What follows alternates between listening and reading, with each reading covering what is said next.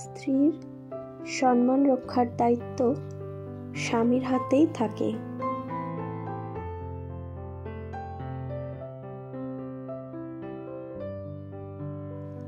একটা মেয়ে যখন অবিবাহিত থাকে তখন তার ভালো মন্দ, তার সম্মান রক্ষার দায়িত্ব তার বাবার উপরেতে বর্তায়।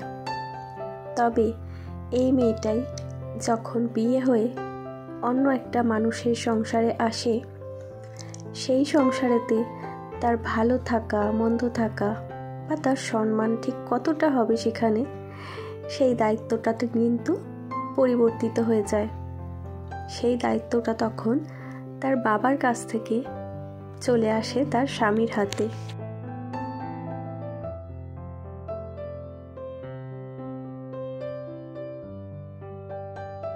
যদি মেয়েটার কপাল ভালো হয়, সেরকম ভালো পরিবারেতে সে যায়, তাহলে কোনো কথাই থাকে না। সেই পরিবারেতে তাকে তার যথাযোগ্য মর্যাদা ও সম্মান দুটোই দেওয়া হয়।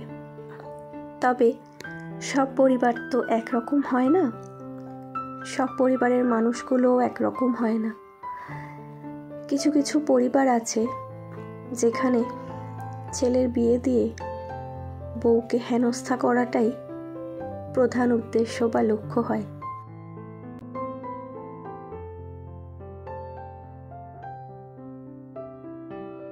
এই রকম পরিবারে যে সমস্ত মেয়েরা কপালের দোষে বউ হয়ে আসে, তাদের কপালে তো দুর্ভোগ থাকেই। সারা জীবনের জন্য যে তারা কোন গ্রহের ঘূর্ণিপাকে পড়ে যায়, সেটা তারাই জানে।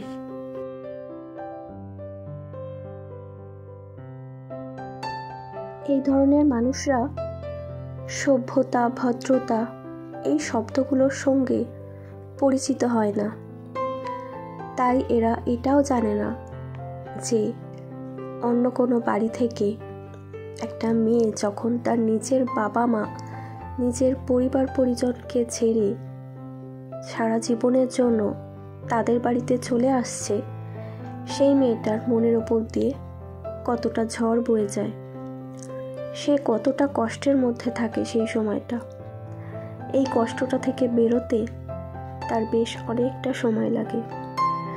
নতুন জায়গায় এসে একটু একটু করে সে নিজেকে মানিয়ে নেওয়ার চেষ্টা করতে থাকে।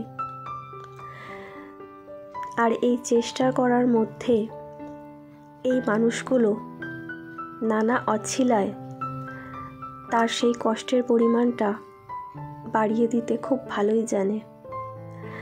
তাকে নানাভাবে উত্ত্যক্ত করে, নানাভাবে তাকে অসম্মানিত করে, যাতে তার সেই কষ্টগুলো কমার বদলে আরও বেড়ে যায়।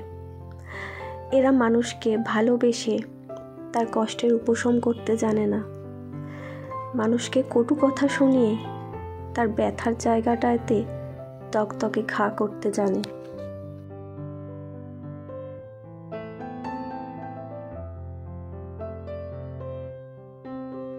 আর এদের এই উত্ত্যক্ত করার স্বভাবটা বা সাহসটা দুটোই দিন দিন বাড়তে থাকে যখন তারা দেখে যে তারা এই মেয়েটাকে এত উত্ত্যক্ত করছে, এত রকমভাবে বাজে কথা বলছে, অথচ তার স্বামী কোনো প্রতিবাদ করছে না। তার স্বামী তার সম্মান রক্ষার জন্য তাদেরকে কোনো কথাই বলছে না, চুপচাপ সবটাই মেনে নিচ্ছে, আর সব কিছুই স্বাভাবিকভাবেই চলছে। এই মেয়েটাকে এত উত্ত্যক্ত করা হচ্ছে, এত অপমান করা হচ্ছে, তাতে তো সংসারে কিছুই যাচ্ছে আসছে না। যে যার জায়গায় অচল অনড় রয়েছে, কারোর কোনো মাথা ব্যথা নেই সেটা নিয়ে। এই ব্যাপারটা যখন এরা বুঝে যায়, তখন এদের সাহসটা দ্বিগুণ হয়ে যায়।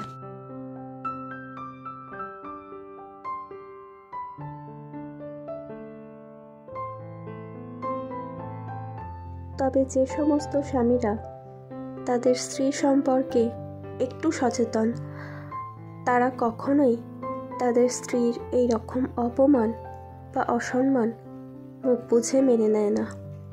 তারা প্রতিবাদ করে, প্রতিবাদ করতে হয়, এরকম কোনো নিয়ম নেই কোথাও যে বাবা মা কষ্ট করে মানুষ করেছে বলে বাবা মা আমার স্ত্রীকে যা ইচ্ছা তাই বলতে পারবে আর আমি তার প্রতিবাদ করতে পারবো না।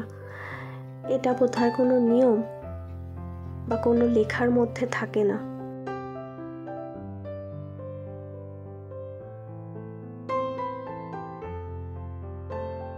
সব বাবা মায়েরাই তাদের সন্তানদেরকে অনেক কষ্ট করে মানুষ করে। সেটা যেরকম ছেলের বাবা মায়েরা করে ঠিক একইভাবে মেয়ের বাবা মায়েরাও করে। এরকমটা না যে ছেলের মা বলে ছেলেকে কষ্ট করে মানুষ করেছে আর মেয়েরা বানের জলে ভেসে এসেছে। মেয়েদেরকে মানুষ করতেও তার বাবা মায়ের একই রকম কষ্ট হয়।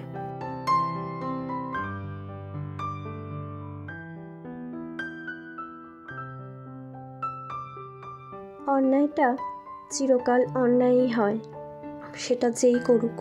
স্বয়ং ভগবান করলেও সেটা অন্যায় হয়। আর অন্যায়ের বিরুদ্ধে প্রতিবাদ করার জন্য মানুষের মধ্যে সৎসাহস থাকতে হয়। যাদের মধ্যে কোনো সৎসাহসই থাকে না তাদের মেরুদণ্ডটাই সোজা না।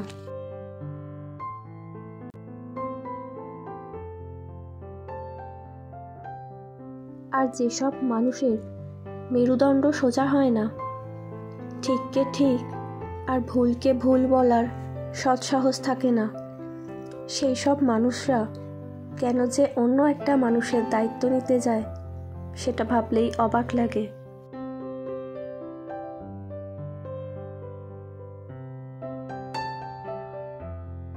তো চলো বন্ধুরা, আজকের ব্লগটা আমি এখানেই শেষ করছি। দেখা হবে তোমাদের সাথে আবার আমার পরবর্তী ব্লগে। ততক্ষণ পর্যন্ত সবাই খুব ভালো থেকো, সুস্থ থেকো। আর যারা আজকে আমার এই ব্লগটা দেখছো, তোমাদের যদি কোনো ব্যক্তিগত মতামত থাকে, কিছু জানানোর থাকে আমার এই ব্লগটা দেখে, তাহলে অবশ্যই আমাকে একটা করে কমেন্ট করো। কারণ তোমাদের সাথে কানেক্ট করতে পারলে আমার নিজের খুব ভালো লাগে। আমার মনে হয় যে আমার পাশে থাকার মতন মানুষ আমি পাচ্ছি। তো আমার গত ব্লগেতেও তোমরা অনেকে অনেক কমেন্ট করেছো, অনেকজন আমাকে বলেছো মন খারাপ করবে না, ভালো থাকবে সবসময়। তোমাদের সবাইকে অনেক ভালোবাসা জানালাম। খুব ভালো থেকো তোমরা।